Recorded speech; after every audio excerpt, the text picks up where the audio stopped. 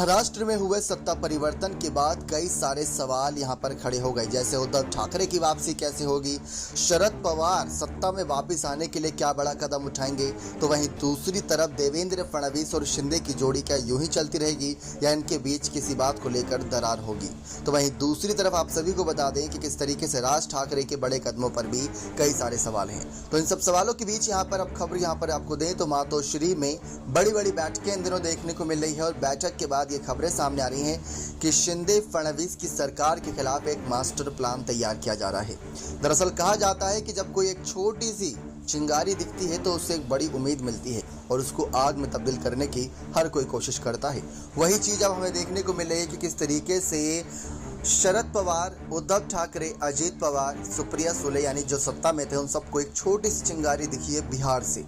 बिहार में जिस तरीके से जनता दल यूनाइटेड अध्यक्ष और बिहार के मुख्यमंत्री नीतीश कुमार ने राष्ट्रीय जनतांत्रिक गठबंधन से नाता तोड़ने का दम दिखाकर देश में विपक्षी नेताओं की आंखें खोल दी है।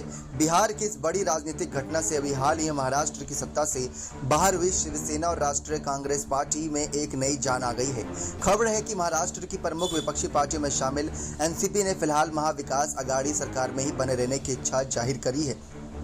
वो भी तब जब उद्धव ठाकरे के इस्तीफे के बावजूद भी कहीं ना कहीं नाराज थे और साथ ही साथ अभी हाल ही में जो उद्धव ठाकरे ने कुछ कदम उठाया उसको लेकर भी नाराजगी थी। संजय राउत पर चुप्पी नहीं तोड़ी, वो साफ देखने को मिला। नाराजगी का दौर फिर भी जारी रहा, लेकिन ऐसे में महाविकास अघाड़ी सरकार के साथ रहने का प्लान बनाया है।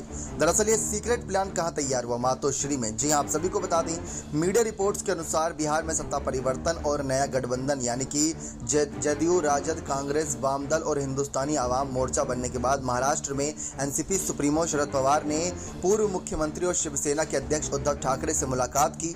शरद पवार और उद्धव ठाकरे की इस मुलाकात बैठक में विधानसभा में प्रतिपक्ष के नेता अजीत पवार, एनसीपी के प्रदेश अध्यक्ष जयंत पाटिल के पूर्व मंत्री छगन भुजबल, सुनील तताकारे जैसे नेता शामिल थे। नेताओं ने ठाकरे के आधिकारिक आवास मातोश्री में करीब 1 घंटे से ज्यादा की चर्चा की थी। खास बात यह है कि उद्धव ठाकरे के इस्तीफे के बाद से ही एनसीपी और शिवसेना के बीच अब तक कोई संपर्क स्थापित नहीं हो सका था। अब बात किस चीज की आती है कि आखिर एनसीपी, उद्धव, कांग्रेस क्या मिलकर वापसी कर पाएंगे या जंग अब रहेगी मान सम्मान और अस्तित्व की?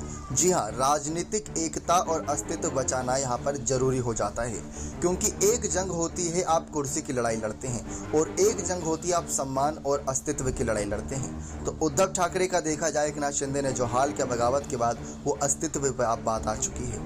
राज ठाकरे ने जब बात करी थी तब खेल था कुर्सी का, क्योंकि कौन बनेगा शिवसेना का मुखिया, कौन बनेगा अध्यक्ष, तब खेल कुर्सी का चल रहा था। लेकिन अब बात अस्तित्व और एकता की और साथ ही साथ राजनीति में बने रहने पर आ गई है।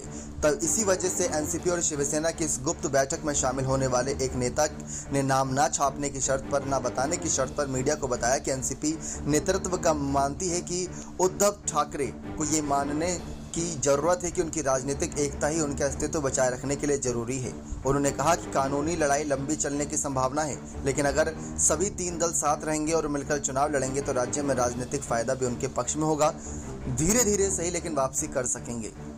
फैसले पर पुनर्विचार कर सकते हैं, कहीं ना कहीं ये भी हो सकता है आने वाले वक्त में, लेकिन ये साफ स्थिति को दर्शा रहा है कि किस तरीके से अब कहीं ना कहीं कुर्सी का खेल नहीं बल्कि अस्तित्व की लड़ाई लड़ेंगे। फिर उसके बाद जब एक नया कैडर शिवसेना यानी उद्धव ठाकरे का तैयार हो जाएगा तो वो वापसी के लिए दोबारा से हुंकार भरेंगे। आदित्य, तेजस, रश्मि, उद्धव।